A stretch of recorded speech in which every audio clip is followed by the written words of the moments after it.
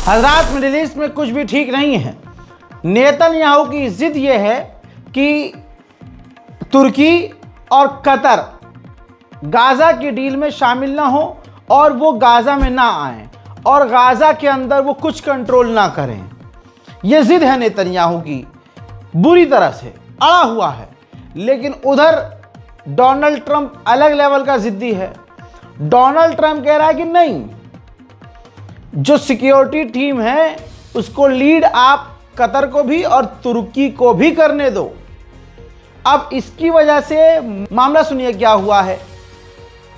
Israel दबाव में आ गया है क्योंकि अब्बा नहीं माने और अब वो डोनाल्ड ट्रंप की बातें मान रहा है, न चाहकर भी तुर्की और कतर को सिक्योरिटी एक्सेस दे रहा है इजराइल।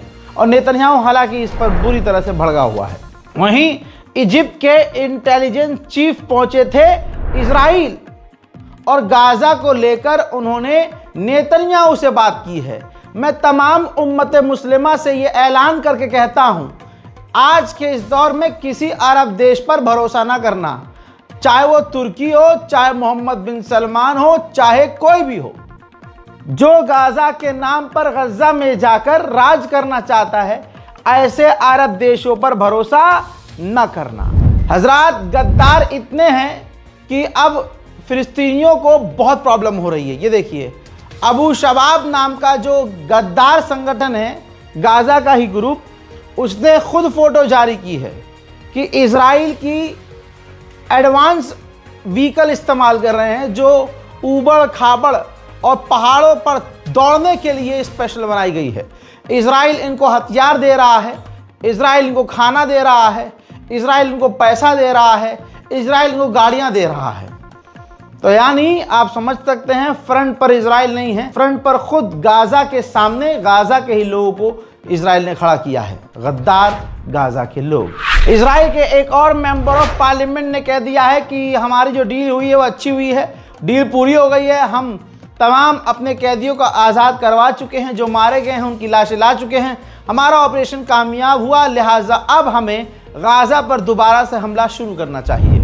ऑफिशियली गाज़ा फिलिस्तीन अथॉरिटी ने बताया है कि 20,058 फिलिस्तीनी स्टूडेंट इजराइल ने अब तक कत्ल कर दिए हैं और अभी हज़ारों लापता हैं। वहीं हमास के टॉप लीडर यहिया सिनवार, जो आखिरी दम तक लड़ते रहे, घुटने नहीं टेके और एक कुर्सी, एक खास कुर्सी पर, एक सोफे पर बैठकर उन्होंने आखिरी सांस ली। हजरात, उनकी मौत के किस्से, उनके ये आखिरी जो वक्त गुजरा उनका, वो पूरी दुनिया में छा गया और कई जगह उनको हीरो माना जा रहा है। ऐसे में जब हमास मांग कर रहा है कि यहिया सिनवार की बॉडी हमें दो, तो इजराइल जिद पर है कि नहीं, हम बॉडी नहीं लौटाएंगे, हम बॉडी को जला देंगे। सोचिए, इजराइल पूरा देश बर्बाद कर चुका है, लेकिन फिर भी वो जीत महसूस नहीं कर पा रहा है। खुद की जीत महसूस करने के लिए अपने मुंह से दिन रात बोल रहा है कि हम जीत गए, हम जीत गए, हम जीत गए। बहरहाल, गाज़ा का उसने हाल क्या किया है, ताज़ा तस्वीर।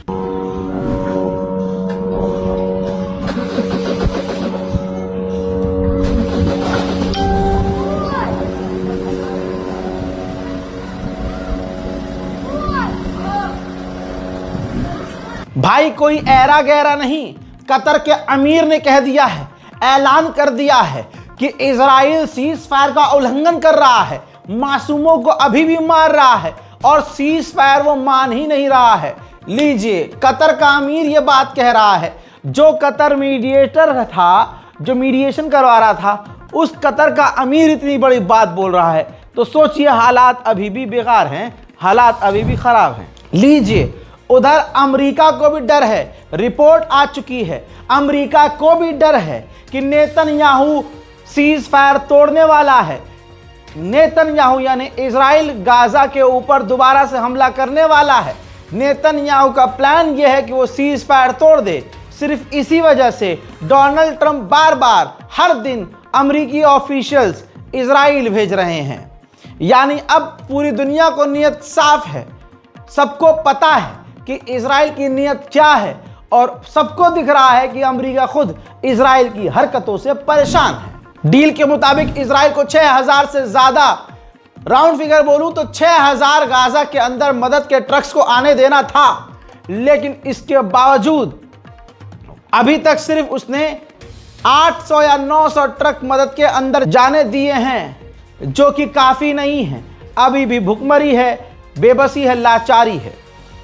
जैसे जैसे आप और हम मिलकर कुछ कुछ कर रहे हैं, हमने कल एक और मदद भेज दी है, लिहाजा इस बारकोड का और इस अकाउंट डिटेल का, जो IFSC code, account number, saving account, ये तमाम डायरेक्ट बैंक ट्रांसफ़र पर ये डिटेल डालकर आप मदद के लिए आगे आ सकते हैं। मोहतरम हजरात, गाज़ा के हालात फिर से गर्म हो रहे हैं, क्योंकि नेतन्याहू का प्लान अब ये है कि वो सीज़ फायर तोड़ेगा।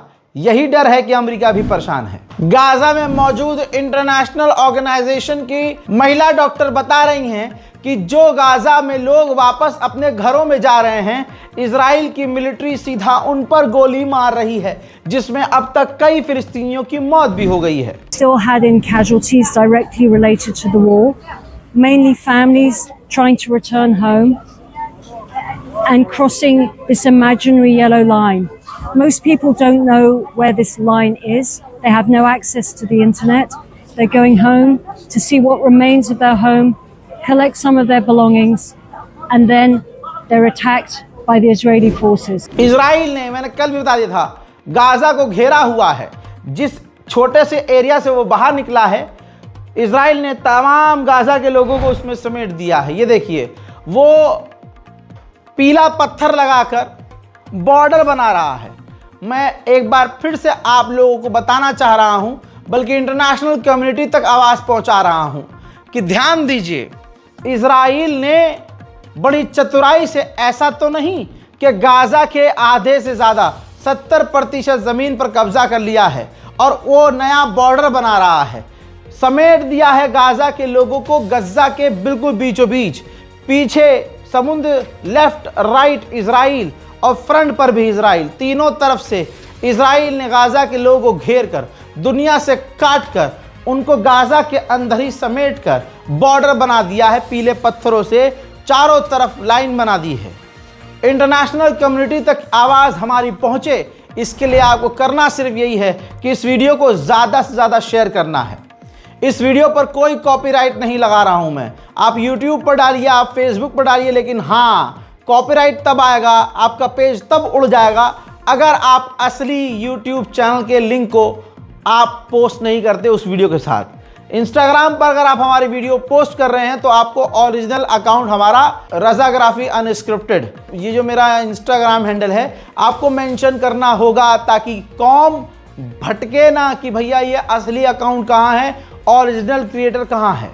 लिहाजा ज़्यादा से ज़्यादा शेयर कीजिए, ताकि पूरी दुनिया तक हमारी आवाज़ पहुँचे कि इजराइल करना क्या चाह रहा है। अब उधर इजराइल आए हैं अमेरिका के फाइनेंस मिनिस्टर, और उन्होंने इजराइल के फाइनेंस मिनिस्टर से मुलाकात की है। अमेरिका पूरी तरह से कोशिश कर रहा है कि इजराइल ऐसा कुछ ना करे जिससे सीज फायर तोड़ दे वो। तो अमेरिका हो सकता है ट्रेड और बिजनेस की बात करने के लिए अपने लोगों को इजराइल भेज रहा हो। 7 अक्टूबर 2023 से अब तक इजराइल की जेल में टॉर्चर कर करके 80 फिलिस्तीनी की मौत हो चुकी है। मेरे बाजू में चलती हुई इस वीडियो को देख लीजिए। गाज़ा के अंदर से फिलिस्तीनियों की रोज लाशें निकल रही हैं, और लाश की हालत ऐसी है कि ना मैं दिखा सकता हूं ना आपको एक्सप्लेन कर सकता हूं। इजराइल अपनी आदत के हिसाब से औकात दिखा चुका है। पिछले 24 घंटे के अंदर 13 फिलिस्तीनियों को इजराइल गोली मारकर कत्ल कर चुका है। कोई स्नाइपर होता है इजराइल का, वो स्नाइपर दूर से गोली मार देता है।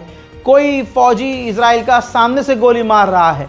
जो गाज़ा के लोग अपने अपने इलाकों में लौट रहे हैं, इजराइल उन्हें अकेला पाकर सीधा गोली मार रहा है। गाज़ा ह्यूमैनिटेरियन ऑफिशियल ने कहा है 10 से 11,000 लाशें गाज़ा वालों की अभी भी मलबे में दबी हुई हैं। उन मलबों को हटाने के लिए, लाश निकालने के लिए हमारे पास अभी भी इक्विपमेंट्स नहीं है। अब आप कहेंगे कि रज़ा भाई, अभी 4 दिन पहले आप बता रहे थे कि तुर्की की टीम पहुंची हुई है, मलबे हटा रही है। हाँ, लेकिन अभी भी वो इतने अंदर नहीं पहुंचे हैं कि वहाँ के लोगों की मदद की जाए। अभी सिर्फ बाहर और मतलब बिल्कुल बॉर्डर के इलाके में ह्यूमैनिटेरियन काम शुरू हुआ है। अभी भी इजराइल उनको भी ब्लॉक करने की कोशिश कर रहा है। अब जो गाजा के मछुआरे मछली पकड़ रहे थे कि कुछ तो खा लें, तो इजराइल की जो बोट है, नेवी बोट, वो आती है और 3 मछुआरों, फिलिस्तीनी मछुआरों को गिरफ्तार करके ले जाती है। उधर अमेरिका की फौज भी इजराइल पहुंच चुकी है और इजराइल से आगे बढ़कर ये देखिए गाजा के बॉर्डर पर वो दौरा कर रही है। डोनाल्ड ट्रंप ने ये टीम इजराइल इसलिए भेजी है ताकि अमेरिका की फौज सीज फायर पर नजर रख सके। मोहतरम हजरात, उधर ये तस्वीर देख लीजिए। दूसरी तरफ इजराइल ने भी 15 फिलिस्तीनियों की लाशें गज्जा को, फिलिस्तीनियों को लौटाई हैं और हालत उनकी बहुत बुरी है। ऐसे ही हमास भी सीज फायर को पालन करते हुए 2 इजरायलियों की लाशों को ढूंढकर आज ही की तारीख में इजराइल को सौंप चुका है। अगर बात करें सीज फायर से अब तक, तो सीज फायर से अब तक इजराइल ने गज्जा में सीज फायर का उल्लंघन करके, गोली मारकर, बम गिराकर 100 से ज़्यादा फिलिस्तीनियों को कत्ल कर दिया है और इसी तरह से 100 से ज़्यादा फिलिस्तीनी बुरी तरह से घायल भी हैं। वहीं अमेरिका का वाइस प्रेसिडेंट भी इस वक्त इजराइल पहुंचा हुआ है कल से। उसने वहां जाकर बयान दिया है कि हम गाजा को दोबारा नहीं बनाएंगे। जिस जगह पर हमास मौजूद है गाजा में, हम उस जगह को नहीं बनाएंगे और इजराइल के पास पूरा अधिकार है, चाहे वो विदेशी ताकत का इस्तेमाल करे, किराए पे सैनिक बुलाए, किसी और देश से सैनिक बुलाए, वो बस हमास को ख़त्म करेगा और उसे ख़त्म करना ही होगा। हमास को डिसमेंटल होना होगा, अपने हथियार डालने होंगे। अब क्योंकि तुर्की को एक्सेप्ट नहीं करना चाहता गाजा के अंदर इजराइल, तो वाइस प्रेसिडेंट ऑफ अमेरिका ने इजराइल की सरजमीन पर खड़े हुए कहा कि हम नहीं कहेंगे इजराइल से कि विदेशी जो फौजी हैं और जो हुकूमत है उनको कबूल करो, गाजा के अंदर आने के लिए एक्सेप्ट करो। लेकिन तुर्की अपना एक अहम किरदार निभा चुका है। तुर्की पर भरोसा किया जा सकता है और तुर्की को गाजा के अंदर आने दिया जा सकता है क्योंकि वो काफ़ी बेहतर काम पहले भी हमारे साथ कर चुका है। अमेरिका के वाइस प्रेसिडेंट ने यह भी ऐलान कर दिया कि अरब के कई सारे देश इजराइल के साथ नॉर्मलाइजेशन करने के लिए तैयार हैं। इन्ना लिल्लाहि व इन्ना इलैहि राजिऊन। और ये बात हकीकत होगी। अरब नंगा नाच करते हैं अमेरिका और इजराइल के इशारे पर। आज की तारीख में ये बात आपको भी पता है। अभी गाजा में जंग ख़त्म भी नहीं हुई है, लेकिन गाजा के बॉर्डर पर इजराइल मिलिट्री एक्सरसाइज कर रहा है।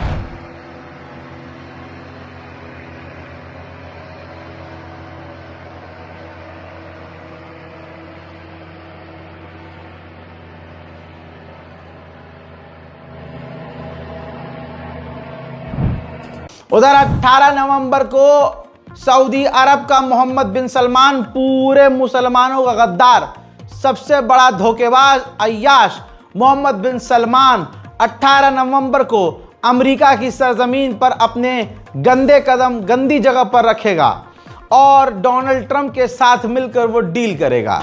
कितने हरामी दुनिया में भरे पड़े हैं, उन्हें पाकिस्तान का भी साथ चाहिए और अमेरिका का भी साथ चाहिए। सामने से वो ईमान वाले बनेंगे, नमाजी, परहेजगार, मुत्तकी बनेंगे और इधर दुश्मनाने अहले बैत, दुश्मनाने दीन के साथ हाथ मिलाएंगे, डील करेंगे। ये है आपका मोहम्मद बिन सलमान। फिलहाल के इस रिपोर्ट में इतना। इस रिपोर्ट को शेयर कीजिएगा, अपनी राय कमेंट में ज़रूर लिखिएगा, दुआओं में याद रखिए। जय हिंद।